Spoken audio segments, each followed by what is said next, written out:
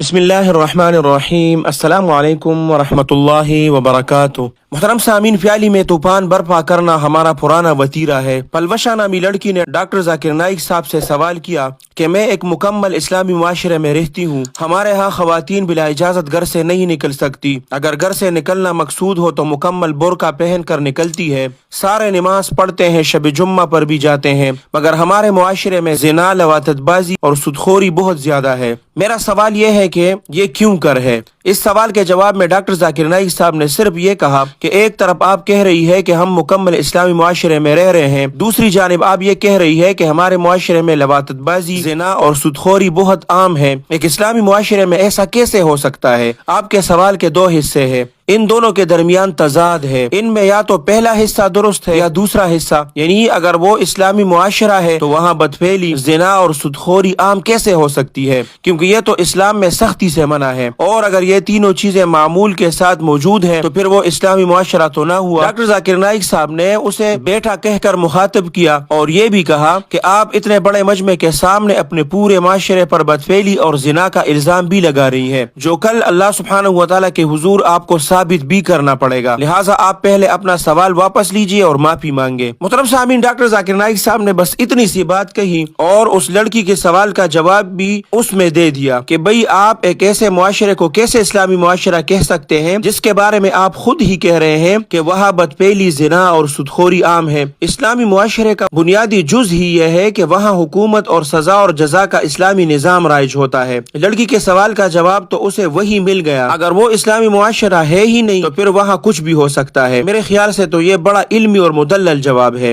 باقی ڈاکٹر ذاکر نائک صاحب کی علمی بصیرت پر تبصرہ کرنے والے ذرا الحاد کے بارے میں ان کے لیکچر سنیں کہ کس قدر دلائل اور خوبصورتی سے وہ ان کے تمام سوالات کے جوابات دیتے ہیں۔ اگر ان پر یہ الزام ہے کہ ان کی ویڈیوز ایڈٹ شدہ ہوتی ہے تو پھر یہ بھی بتائیں نا کہ الحاد کے بارے میں سوال کے جواب میں فلاں چیز رہ گئی ہے، یا آپ ان کے کسی پروگرام میں شرکت فرما کر الحاد کے بارے میں ان سے سوال کر لیجئے۔ یہ گھوڑا اور یہ گھوڑے کا میدان۔ محترم سامعین، بہرحال ڈاکٹر ذاکر نائک صاحب بھی آسمان سے گرا اور کھجور میں اٹکا کے مزداق بہارت سے نکل کر مزید تنگ ذہن معاشرے میں پھنس گیا ہے، جو کبھی تو کسی تقریب میں شیلڈز تقسیم نہ کرنے پر بلا جواز اور بلا تحقیق اعتراض اٹھاتے ہیں، اور کبھی کسی سوال کے جواب پر اعتراض کر دیتے ہیں۔ ضروری نہیں ہے کہ ہر سوال کا جواب ہر ایک کے توقعات کے مطابق آئے، سوال کا جواب اس سوال کے مطابق ہی دیا جاتا ہے۔ جب سوال کرنے والا ہی اپنے سوال کے بارے میں کنفیوژن کا شکار ہو کہ آخر وہ پوچھنا کیا چاہتا ہے، ایسے سوال کا جواب کیسے تسلی بخش دیا جا سکتا ہے؟ باقی میرا خیال ہے کہ دورہ پاکستان کے اختتام پر ڈاکٹر ذاکر نائک صاحب کو پاکستانیوں سے اپنے ایمان کی تجدید کروا کر ہی واپسی کا ٹکٹ ملے گا۔ محترم سامعین، اس لڑکی کا چونکہ اصل میں نشانہ جو تھا وہ دعوت و تبلیغ کا کام بھی تھا، کیونکہ اب 1.5 ہفتہ پہلے ہی لکی مروت میں ایک تبلیغی اجتماع کا انعقاد ہوا تھا جس میں بہت بڑا مجمع تھا۔ ہم نے اس کی ایک ویڈیو آپ لوگوں کے ساتھ شیئر بھی کی تھی، جس میں لوگوں نے پہلا یہ واویلا کیا کہ تبلیغیوں نے لوگوں کو مارا اور اس کی گاڑی کو جلا دی۔ اس کی حقیقت بھی ہم نے آپ لوگوں کے ساتھ شیئر کی تھی کہ وہ چور تھے، ڈاکو تھے، اور ان کے پاس تقریباً 120 سے 160 تک موبائل برآمد ہوئے تھے، لیکن یہ لڑکی ڈائریکٹ تبلیغ پر تنقید کر رہی تھی اور تبلیغ والوں کو نشانہ بنا رہی تھی کہ وہاں پر اتنا بڑا اجتماع بھی ہوا، دیندار معاشرہ بھی ہے، دیندار لوگ بھی ہیں، اور لوگ شب جمعے کے لیے بھی جاتے ہیں، دوسرے دین کے کام کا کوئی تذکرہ نہیں کیا،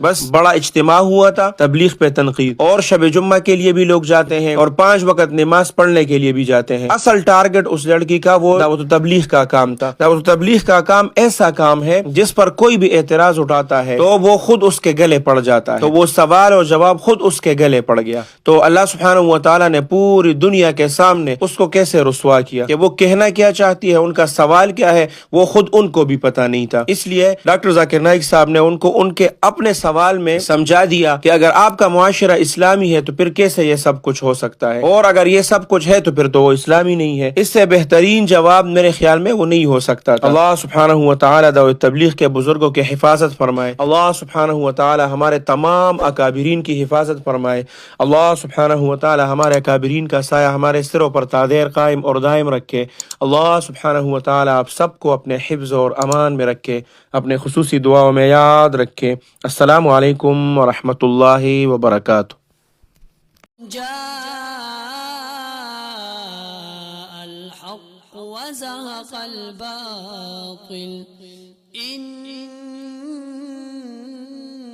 الباطل الباطل كان زهوقا